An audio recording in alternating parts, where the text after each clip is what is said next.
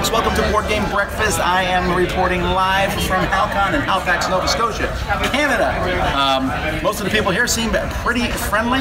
I've had a really good time, and we'll talk more about that later on in the show. Hey, we're finally getting back to normal. It's 4 weeks until Essen. There's going to be a lot of reviews coming this week. I'll be doing a live Q&A at some point over the course of the week, so keep an eye out for that. I'm not sure when. Our top 100 is going to continue. Also, the cruise. We're going to be doing a live Q&A for the cruise at some point this week, but I'll tell you what, we're going to be shutting down registration in a week and a half or so. So if you're on the fence about it, now's the time to come. So anyway, let's go on and check out the news.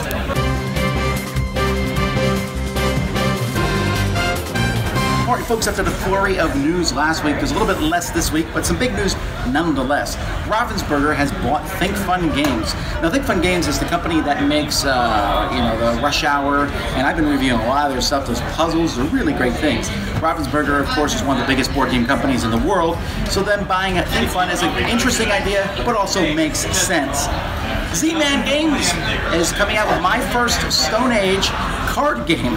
They already came out with My First Stone Age, which was a children's version of Stone Age, which I think is not that easy to find at this point in time, but this is going to be the card game. So this is the first time I think there's ever been a card game, kids game, of a board game, card game.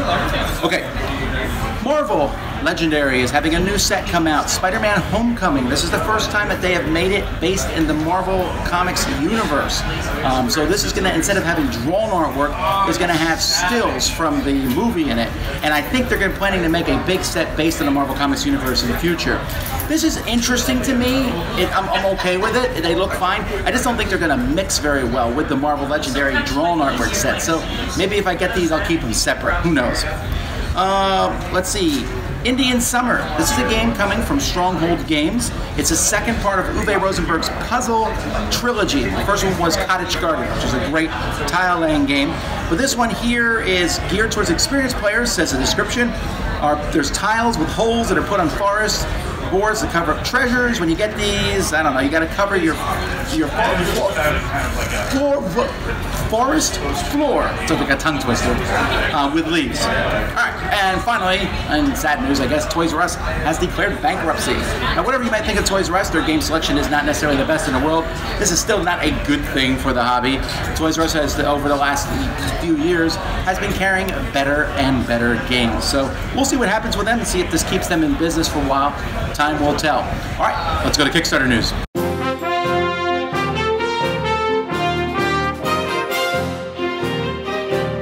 Happy breakfast, everybody. Today's projects have us evolving, looking at the stars, and telling a news story about it. So let's take a look at what's happening in our crowdfunding world today. From the talented publishing shop Foxtrot Games, who've brought us hits like Lanterns and World's Fair 1893, comes Spy Club. This is a cooperative game in which players are kids in an investigative club who work together to solve neighborhood mysteries. Spy Club is actually a campaign and almost legacy-style game in that there are 5 core games that can link together to form a larger narrative. As you play, more cards are unlocked that impact later games. But the game is also designed to be resettable at will just by resorting the cards.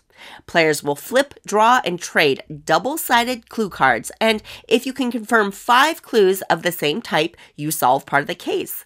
As you get more clues, the story emerges, and you have to find the solution before the culprit escapes or you run out of clues. Each campaign is designed to be replayable based on the variables within the game, and Spy Club features a delightfully diverse cast of characters and great art overall, and you can get a copy of Spy Club for a pledge of $39. Gridstones is an abstract game based on constellations. The Kickstarter is actually the 10th anniversary edition that includes updated art. Game mechanisms are simple. Each turn you either add or remove a stone from the board, trying to create the pattern that matches your constellation cards. The game can be played out as strategically or casually as players enjoy. The game includes synthetic star sapphire stones and newly added shooting star cards that give a 1 use per game special ability. A copy of Gridstones that plays 2 to 6 players takes a pledge of just $19 Canadian plus shipping. Stellar Leap is a streamlined 4X game with all the X's: explore, expand, exploit, and exterminate. Dice determine your access to resources, but there's dice mitigation with universal and alien powers. Planets generate resources based on the die roll, which in turn are used to grow your population, explore the galaxy, or complete missions. Stellar Leap has direct conflict because you can attack opponents to take control of planets, and events can have both positive and negative effects, and after 6 events are triggered, the game ends. Stellar Leap looks like a nice entry-level 4X experience with an optional expansion that increases game variability with new planets, events, traits, and bonus cards.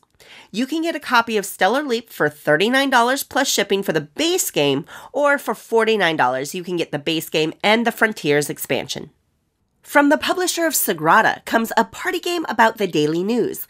In News at 11, players fill out cue cards that are the topics that have to be worked into the broadcast. Players take turns being the broadcaster for a specific news segment like weather or traffic, and they must use all of their cue cards during the story. Stories expand and twist as more cue cards are added for the afternoon and evening news. And the game accommodates players who aren't quite into the social storytelling by having a producer role, which can impact the game timing and more. A copy of News at 11 takes a pledge of just $19 plus shipping. And last but not least, North Star Games is bringing their hit game Evolution to the digital realm.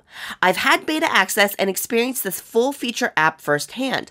There's an interactive tutorial that will teach you the game, the UI is intuitive, there are multiple AIs, and there will be online cross-platform play. On top of that, the app will feature a campaign with a variety of solo challenges. The Evolution app works to bring the game to life with a high degree of polish. The lovely watercolor art of the board game has been enhanced with animations, and the overall experience is immersive, quick, and engaging. Pledges at the $10 level or more will get the Climate expansion and promo content for free, and an extra copy of the app. But you can get beta access and a single platform app for a pledge of just $4. Okay, that's all I've got for you this episode. Hopefully something caught your eye. And until next time, I hope you have a wonderful week.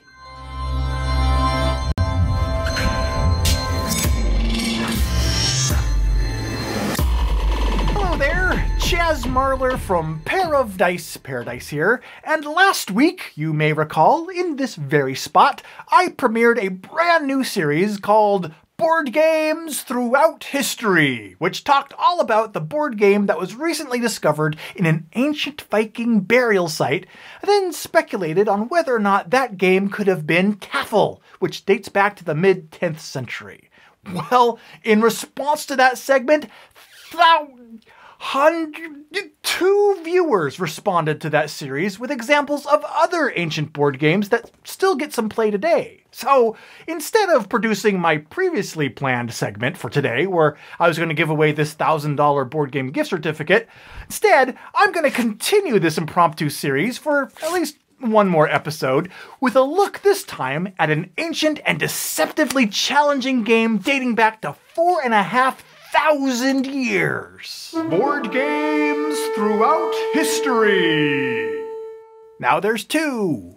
Welcome back, fellow board game historian, to today's segment, which is made possible by a tip provided by viewer and assumed caster of Morning Magic, Dawn Mage, who alerted me to a very interesting video posted on YouTube by the British Museum about the Royal Game of Ur. Now, the first copy of the Game of Ur was discovered in the royal tombs of Ur back in Iraq in the 1920s. The copies of the game that were discovered in that location date back to at least 2600 BC, thus making the Royal Game of Ur one of the oldest examples of board games ever found. The Game of Ur accommodates 2 players, each of whom will use 7 markers and roll 4 tetrahedral dice to place and move their markers on their turns. Now, while the entire official rules of Ur are actually not completely known, what's interesting is that we do know what we know about the game because of a fragment of a cuneiform tablet written by a Babylonian astronomer dating back to around 176 BC, making this the oldest board game rulebook in the world. Now, if you'd like to see how a game of plays out, well, the aforementioned video posted by the British Museum includes a rather spirited playthrough of it between the museum curator and Tom Scott, who has appeared on the Numberphile YouTube channel. Based on the playthrough in the British Museum's video, it seems like an interesting, lightweight, abstract game with quite a few more layers of strategy than may first seem. But what about you? Have you played the ancient royal game of And if so, how does it hold up to modern abstract strategy games that have been introduced in recent years? I would love to know in the comments below.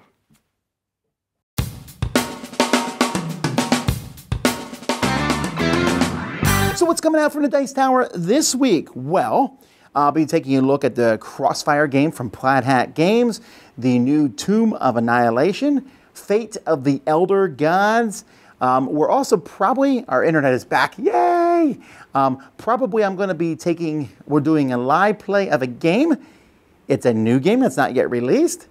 I think you'll like watching this one live, but I'm not sure we're going to be able to pull it off, so that's why I'm not saying the name of the game yet. But keep an eye. If we are going to do it, you'll see it scheduled. And then lots of different reviews. Also, our top 100, we've been continuing that. We had to take 2 weeks off from that because of the hurricane, but we'll catch up, and we're going to start this week.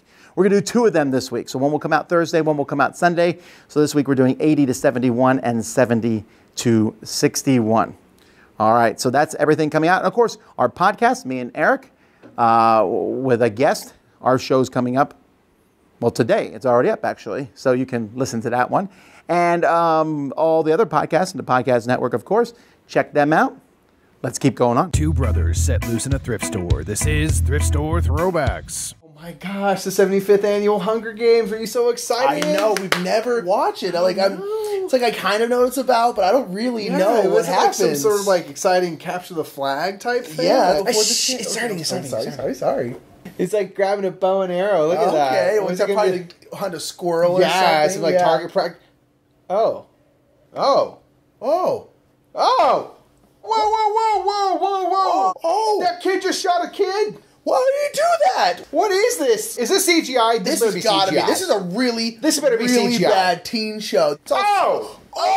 His knees are gone. She's collecting kneecaps. Is that her thing? How are you still pulling intestines out of that dude? I can't believe this is the world we live in. Should we cancel our subscription?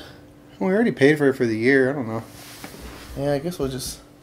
I'm kind of numb to it now. Yeah. Alright, so this is the Hunger Games District 12. This is a set collection game where you're collecting resources to get you through the Hunger Games alive. So the 4 resources you're going to be collecting in the game are clothing, fuel, medicine, and food. On the board, there's a couple different spots that you can go to. The spots will either let you trade resources from your hand with the card on the board.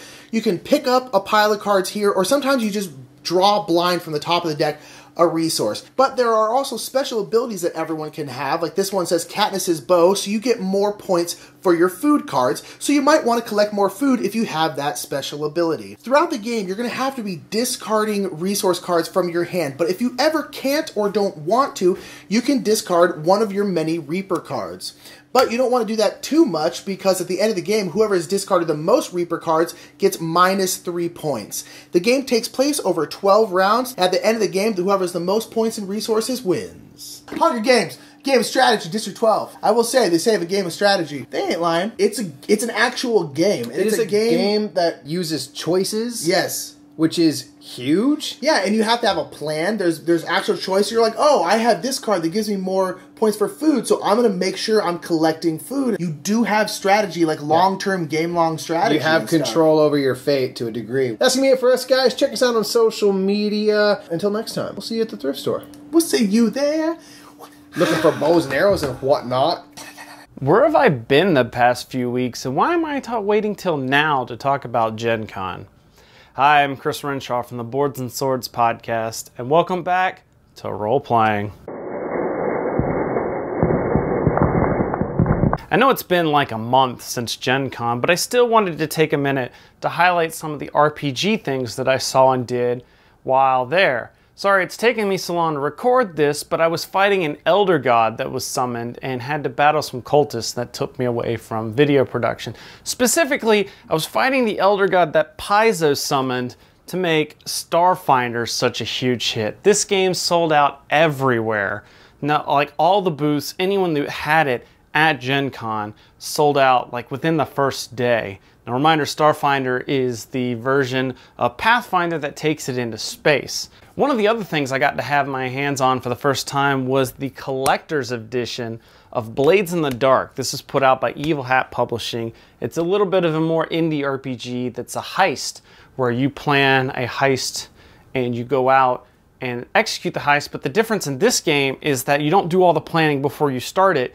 You start the heist and then it'd be like, well, how do we get past that guard? And then you clip away to what would be like a flashback in a movie and talk about how you managed to bribe this guard to let you get in through this gate. And then finally, one of the things I always do at a lot of these conventions recently is check out some Monty Cook games and goodness. And this year I got to try a seminar of the new Invisible Sun game. It's been described as, imagine if Philip K. Dick wrote Harry Potter, where you're all playing a bunch of different magicians. I saw a lot of cool RPG stuff at Gen Con, but what about you? Did you guys see any nifty RPG stuff? Let me know down in the comments below. And in the meantime, may all your hits be crits.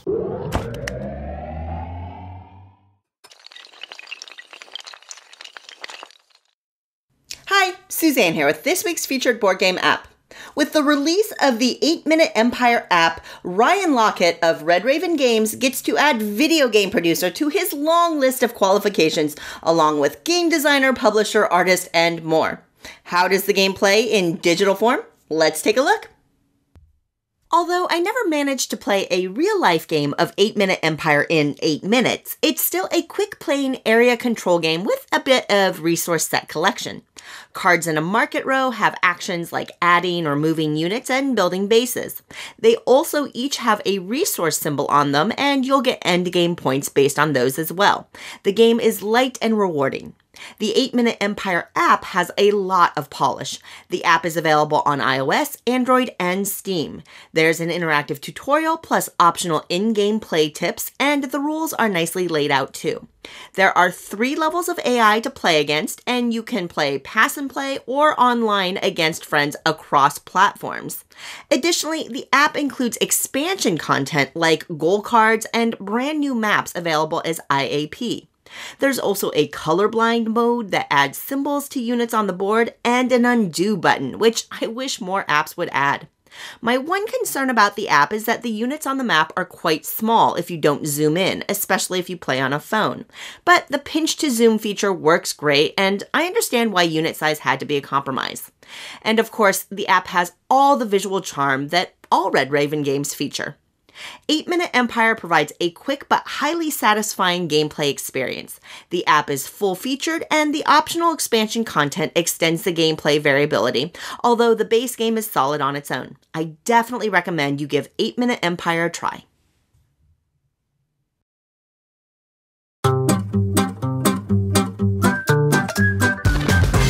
Hey folks, this week I'm taking a look at HalCon in Halifax, Nova Scotia, Canada.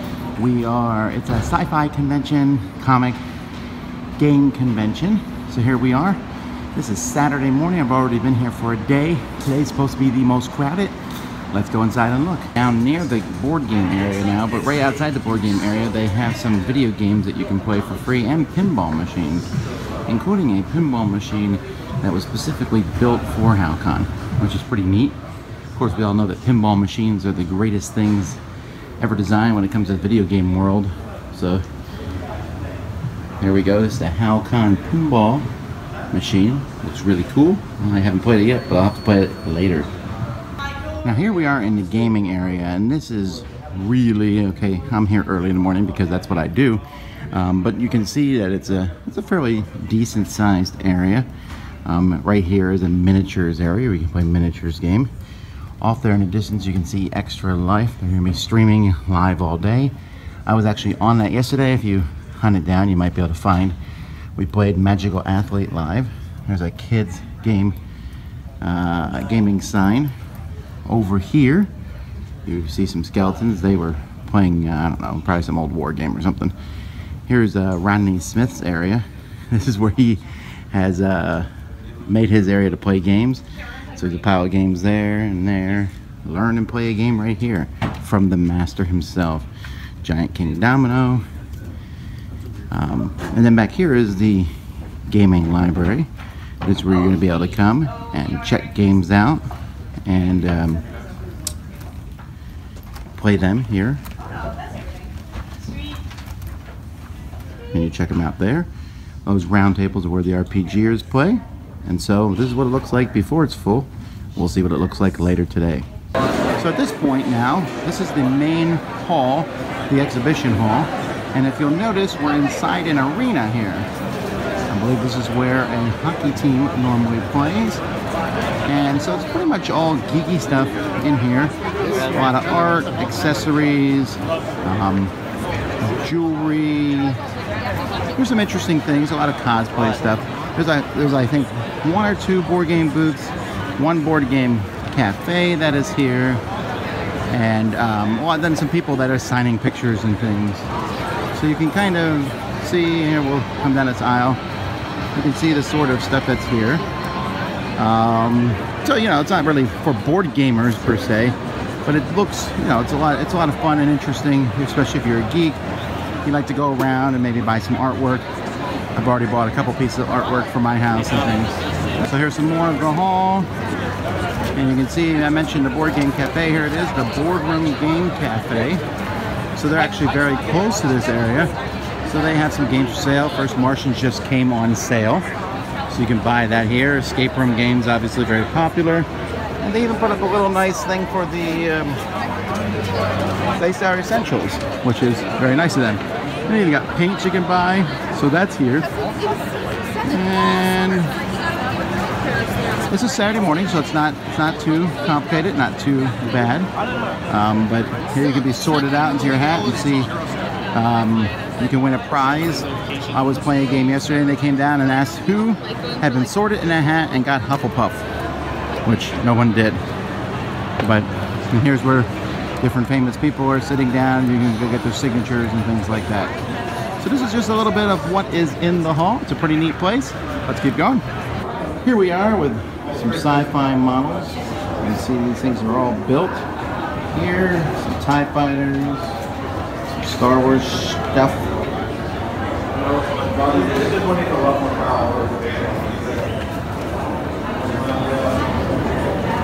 And over here, this gigantic Battlestar Galactica. This is my hand for scale.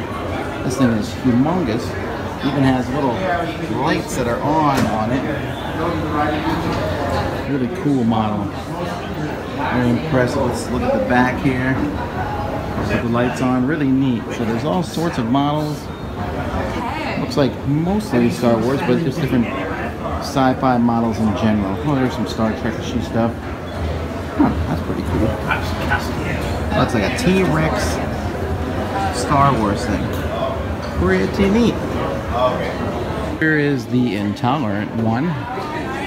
This is in a signing room, but Mad Max lives here. This thing looks like it's been through the war. I think I'll steal it later. Okay, so here we are back in the gaming room now. You can see there's some scheduling there. And the miniature gamers are now setting up and doing some cool miniature gaming thingamabombs. So it's starting to get more crowded. It's currently only 11 a.m. on Saturday morning, so it's pretty crowded for this. You can see over there, Rodney Smith is wrapping up in the background his live gaming thing. Over here, they're about to start the Pandemic 2018 tournament, which is kind of cool because everything's here. They got stuff covering all the different things so no one can see. Very, very, very, you know, I'm not going to spoil this for you, but you can see people getting ready to play. Who's going to win? These guys said that they will. They won last year. So, over here, you can see things are livening up. People are waving at the camera, having a good time. And I'm going to go play a game. So now we're playing Stockpile. This is a game I think is really good.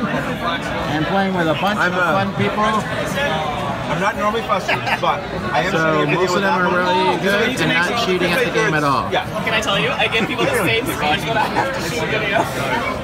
You guys gonna play some? So we just finished stockpile, and it's important to notice that this gentleman won. Mick won the game. I came in second, I think, ahead of Rodney Smith. Didn't I tie for first? You did not tie first. Let's recount. Time for last. He's a liar. A liar. So now we are in a restaurant getting a donaire, which I heard is amazing. We're about to find out. And fries. And there's a donaire. Looks amazing. Not as amazing as this hero. All right, it's time to taste it and see if it's good. Okay, well I just ate here at Johnny K's, nothing but donaires, and it was amazing. An excellent meal. I would eat it at least every other day if I was in this area. Probably get poutine and fries the other day. All right, let's go back to the convention. All right, so we're back inside the main lobby. Hopefully I didn't give you too much whiplash there looking at that. And the day continues. It's more crowded here, but it's not nearly as crowded as I had feared, right? You can still get up and down these aisles and look at stuff. So let's keep going. Okay, so now I'm here on the, I don't know, there's a lot of floors in this building. You'll see there's escalators all over the place here. But I think I'm on floor 3. I'm now going to room 302. And so I think that's a line of people waiting to see us, but I'm not sure. So me and Rodney are going to be doing a panel, and we're going to be talking about how to deal with problem gamers. Maybe that's you. Nah, if you're watching my show, you're not a problem gamer. So here's the room before anyone shows up. Here's Rodney. I don't blame him. They forced me to speak with him. And Mandy, she's recording it. You have to speak with me. And this is Mick, who is the guy who takes care of everyone. Literally. Hey! Okay, so Rodney and me just finished the panel. We did. And we nailed it. Really good. Really Yeah, good. I think we're doing good. Okay, we're gonna go do something else, probably with If you're food. looking for games, downstairs, bottom floor. Playing lots of games. All right, it's Saturday night. I'm outside. All kinds of weird things happen at night. And here you can see gigantic bubbles being made. That's pretty cool. And the guy's wearing a cape, which also makes it cool. Come on, bubble it up. Bubble it up. Woo! That's cool. I need to figure out how to make one of those. It's really neat. Hey folks, we're at a fancy soiree here. All the VIPs come through, and I guess that's me. They have fancy snacks. There's like famous people here. That guy in the Raiders hat there, facing this direction. He's Foggy Nelson or something, and he was a Mighty Ducks. This guy is Rodney Smith. He's like the only board game guy I know. And John Kovlik, who's Rose. We've got Supper Munchkin, and also probably besides them, the only board game in the room, and it's kind of boring. It's fancy snacks. It's neat, but I'd rather go do other things than going to dinner. And I will talk to you all later. All right, folks, it is Sunday here. We are back in the gaming hall, because that's basically where I'm going to spend most of my time. Over here is a thing called Board Game Blitz, which is not the podcast. And they set up different games and play them. And so and then you get, points for first, second, or third, or fourth place. I just played Ticket to Ride and won, although I don't really count because I can't win a game. Although apparently my score can knock other people's scores down, so I feel a little bad about that. But anyhow, the role-playing section, of course, back there in the corner looks pretty good. The streaming looks like they're having fun over there. And so, pretty cool. As you can see, the miniatures displays are really cool. Here we got some 40K. Here at Barrenfield. And over here, a lot of Chaos Ball? Not Chaos Ball. Well, anyway. So the whole room is popping now. We are almost around lunchtime. We are at lunchtime. So, almost done. So one last look here at the exhibit hall. And so, all sorts of people are out getting their last chance to show off in costumes and all different things. Monster handing out free energy drinks to add more addicts. Up at the top, talking about the different guests that are here, authors and things like that. don't think they put me up there. I haven't looked at that. Probably not. I'm in the game area. Some people eating up in the stadium seats. So I think that's enough from this area, and we're almost done.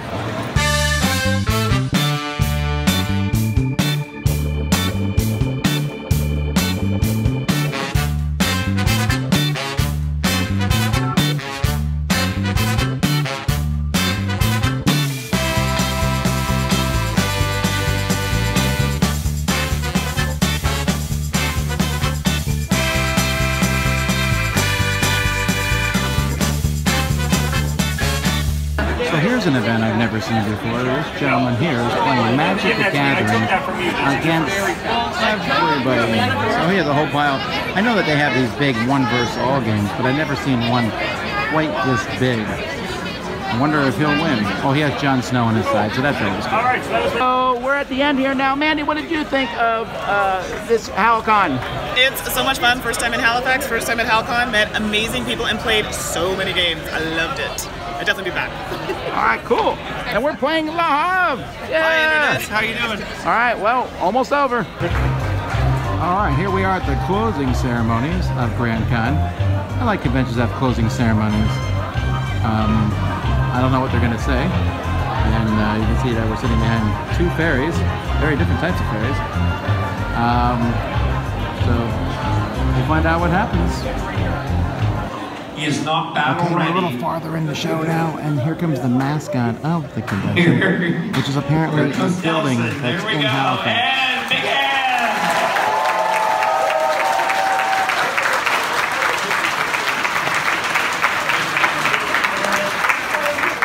There's Nelson. So, it brings me incredible pleasure, incredible happiness to introduce your committee.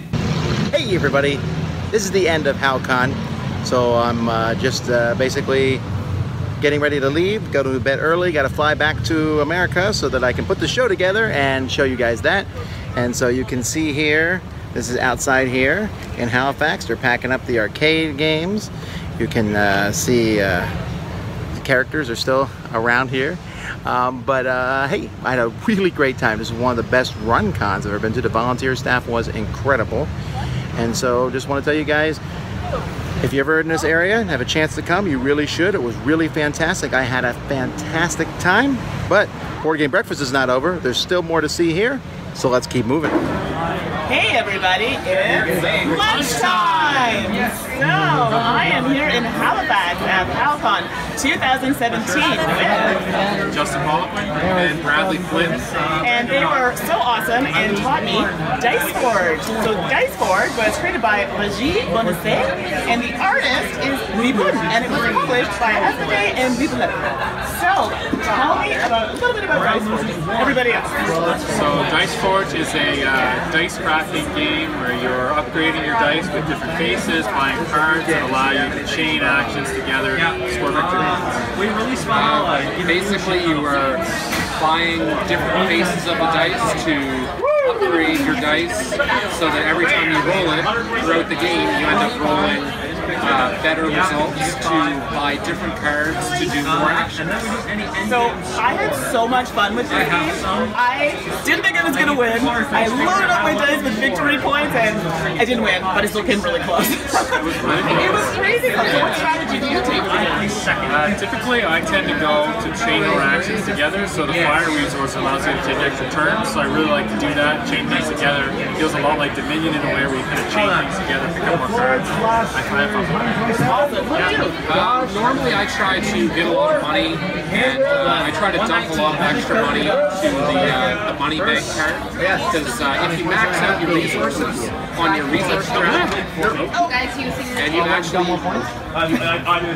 you can't actually you can't go any farther on the resource draft. So yeah, it's a really fun game, and in the end, there was only a 10-point spread. It was really fun. If you have a long lunch hour, you can definitely try crafting some dice in this game. And oh, hello, Tom. What did you think of Dice Forge? This is the most fun game that I've ever played. Exactly. So So there you have it. Check out Dice Lord. Thank you so much for showing me this game. I loved it. And we'll see you next time. Bye. Bye. Hey there, welcome back to another episode of The Best and the Worst with Niels from Solomode Games, and today we are talking about Spoils of War from Arcane Wonders. So let's jump into it, what I like on it and what's not. My favorite part of Spoils of War is technically the whole game. I really like Liar's Dice.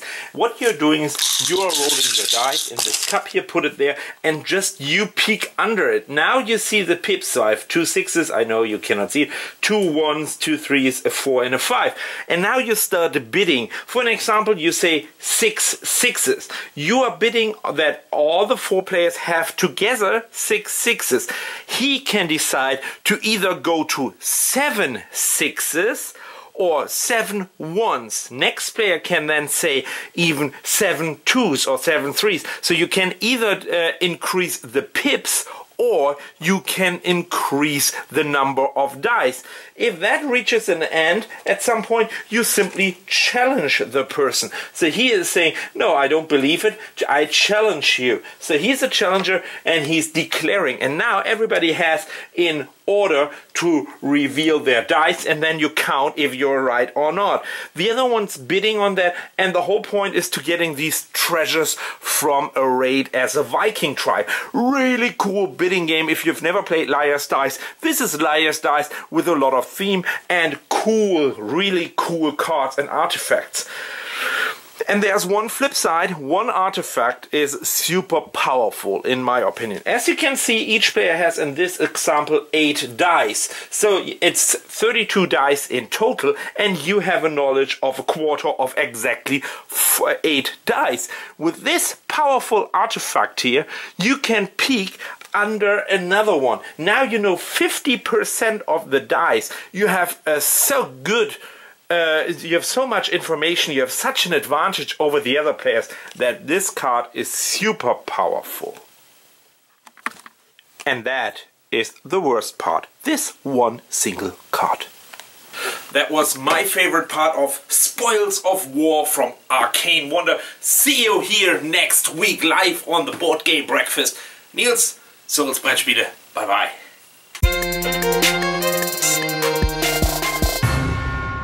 Hi everyone. In the last part of the last century, there were 2 worldwide environmental threats. In the 70s, we found out that ACs and refrigerators emitted gases that thinned down the protection shield that protects us against harmful radiation, the ozone layer. And there was even a hole in the ozone layer. And the second threat was acid rain, atmospheric pollution that was caught by clouds and rained back to the earth to dissolve nutrients that, for example, trees need to grow. So the world came together, and exactly 30 years ago, the Montreal Protocol came in effect. And collectively, we managed to reseal that hole in the ozone layer, and acid rain is no longer a threat. This week, I am playing a game that is all about happy little clouds. This week, I am playing Bob Ross' Art of Chill. In Bob Ross' Art of Chill, players are racing to gain the maximum chill. You do this by using your action points to collect colors and tools that you need to paint those almighty mountains, wondrous waters, and happy little trees. I did not grow up with the joy of painting, but I would have loved to paint those happy clouds with Bob Ross. Speaking of clouds, last week me and a couple of other Dice Tower contributors sent a comedic podcast up in the air. It is called the This Game is Broken podcast, and it should rain down happiness on everyone who loves board games as much as we do. So check it out. The link should be right here, the This Game is Broken podcast. Thanks for watching. See you next week.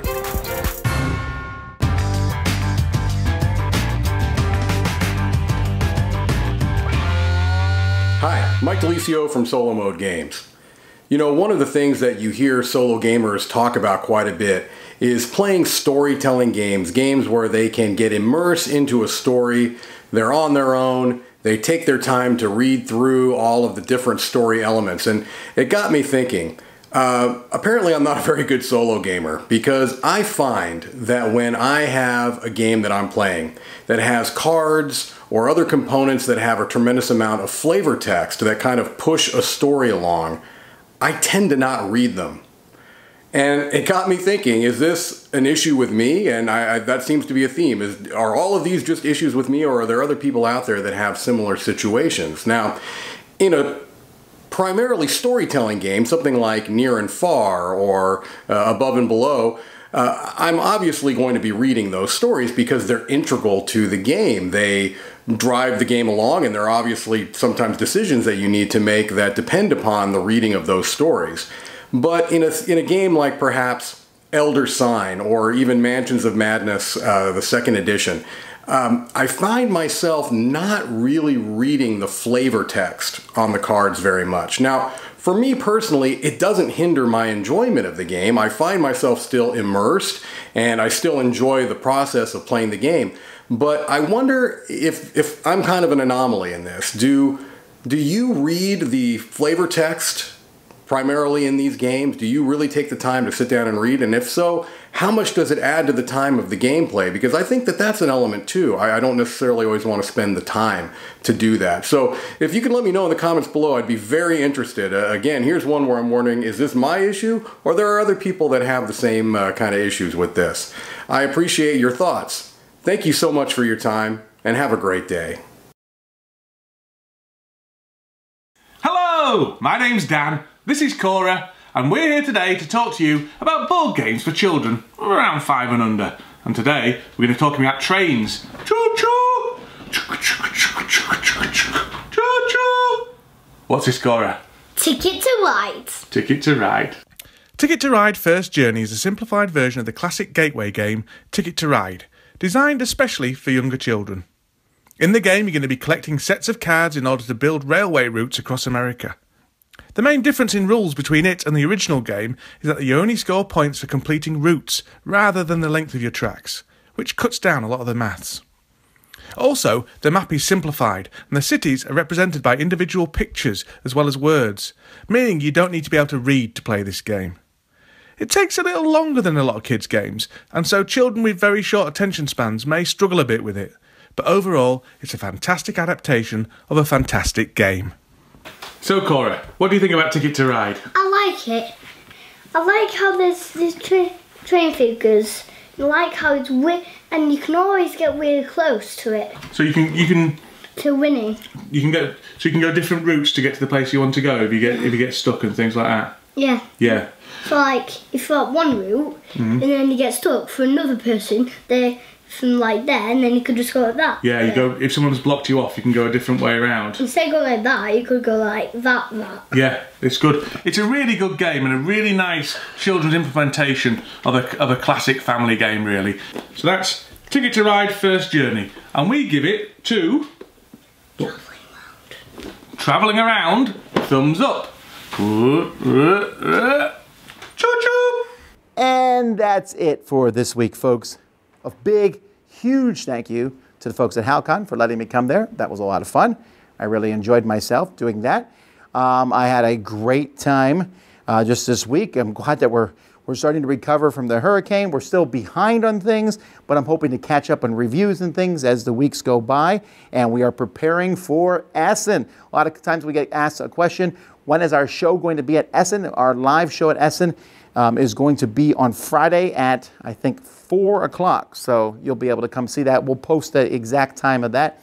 And Sam and me and Z also we just found out we're doing a panel at PAX Unplugged, a top 10 list there. So we'll do one of our live top 10 lists there, and hopefully you guys who are coming to that will enjoy that. Those are future events. I may or may not do a live Q&A this week. We're going to have to wait and see.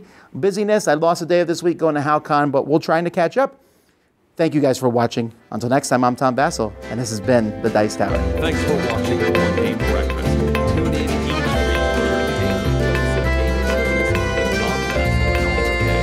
Until next time, I'm Eric Summer, and you've been watching One Game Breakfast, a Dice Tower production, sponsored by Cool Stuff Inc., an amazing place to buy board games. Cool stuff in stock at CoolStuffInc.com.